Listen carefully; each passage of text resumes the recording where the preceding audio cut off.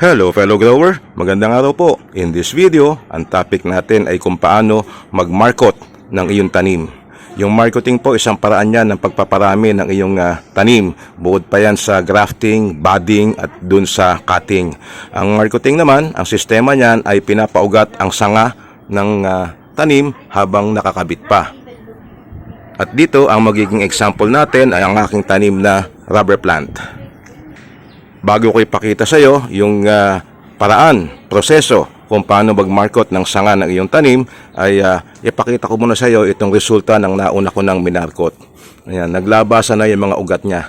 At ito, ready na ito para putulin dito. Pag pinutol mo dito, itong itaas na to na may ugat, pwede mo na siyang itanim direkta sa lupa or sa container. At mabubuhay na po yan. So, without further ado, pakita natin yung proseso paano mag-market ng sanga ng iyong halaman. Alright, so ang sample natin dito ay ito pa rin aking rubber tree.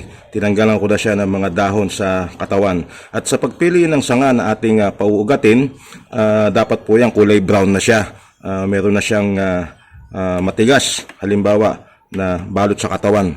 At huwag tayong pipili yung kulay green pa, yung tangkay, dahil mura pa yan, malaki ang tsansa na yan ay hindi mag-uugat. At susunod na kailangan natin ay medium. So dito ang gamit kong medium na kung saan pakakapitin ng ugat ay coco peat. Yan. Nilagay ko lang siya sa plastic. Ito po ay plastic ng yellow. Alright, ang susunod na proseso natin ay babalatan itong sanga ng rubber tree. Sa pagbalat naman, kailangan natin ng matalas na bagay. Ano po, pwedeng kutsilyo yan, basta matalas siya. Pwede ring cutter, pwede ring itong grafting knife. So, basta matalas. At ihiwain natin siya. Babalatan natin siya kaya yung portion na ating pauugatan. Yan, yan. So, para hindi ka mainip, itong portion na ito, fast forward natin.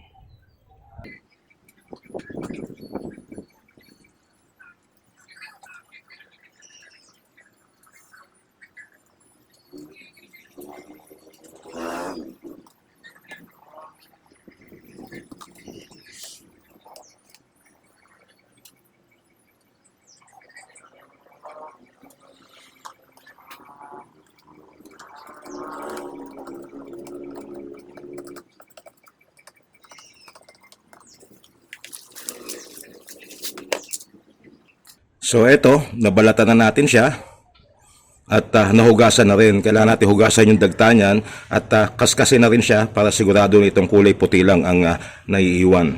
Ngayon, merong halimbawa medyo maselan yung iyong balat. Ano po, ito kasing dagta ng rubber tree ay medyo makate. Pagka medyo manipis ang iyong balat, pagka dito tumama yan, pwede kang mangate. So pwedeng gumamit ka ng guantes kung medyo sensitive ang iyong balat.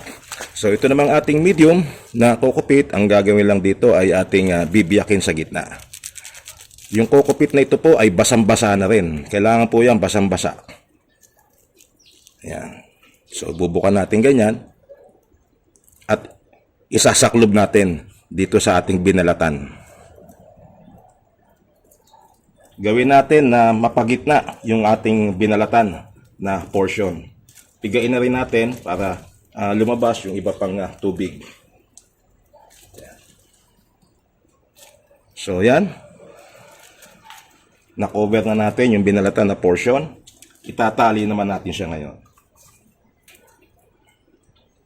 Dito ang gamit kong tali, straw lang. Straw na hinati ko pa para medyo manipis.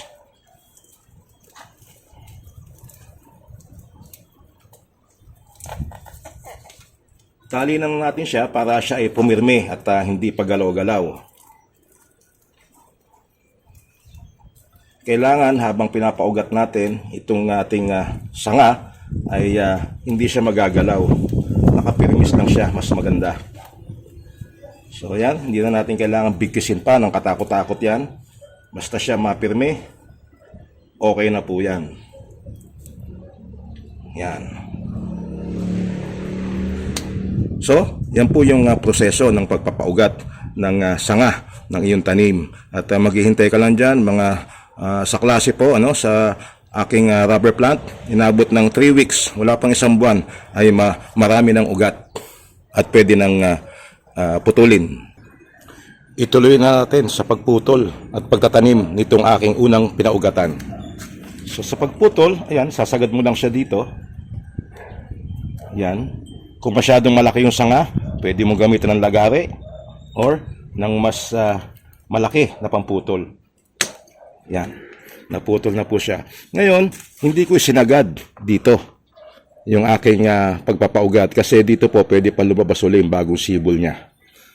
Yan. So buhay pa rin ito at maglalabas pa rin ng mga bagong sanga. Ito naman, itanim natin. So itong ating pinutol, tanggalin lang natin yung kanyang balot.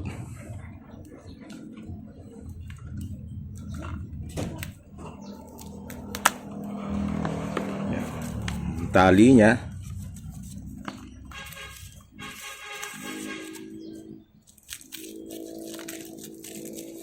Dahan-dahan lang, tanggalin natin.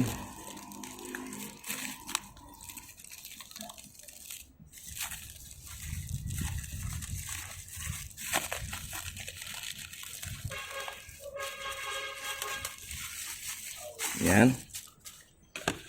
Natapos natin tanggalin, ay isawsaw natin sa tubig or basain natin siyang mabuti.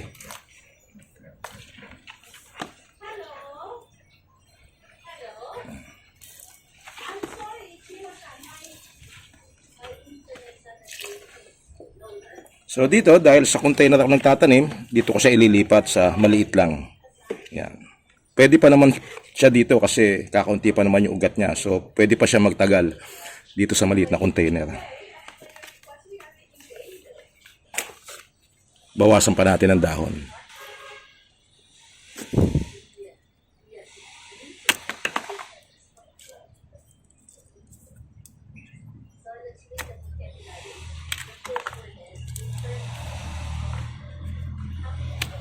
Yan.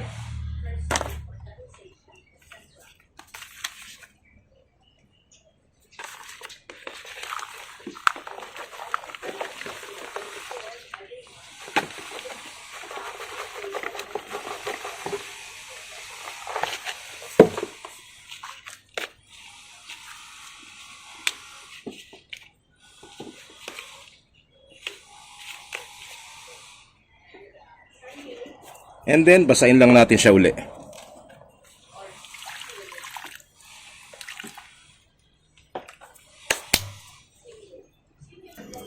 Yan. Okay na. Yung lupang pagtatanim mo, kahit ordinary lupa, okay yan. Kasi malalaki naman ang ugat ng rubber plant.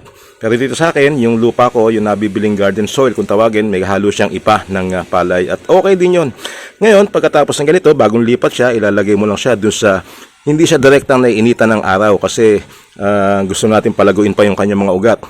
Morning sun, okay din sa kanya. Basta yung may liwanag. Alright? Yan po ang ating video tungkol sa marketing. At meron pa akong ililipat dito. Itong isang to, marami na rin ugat. So hanggang dito na lamang po.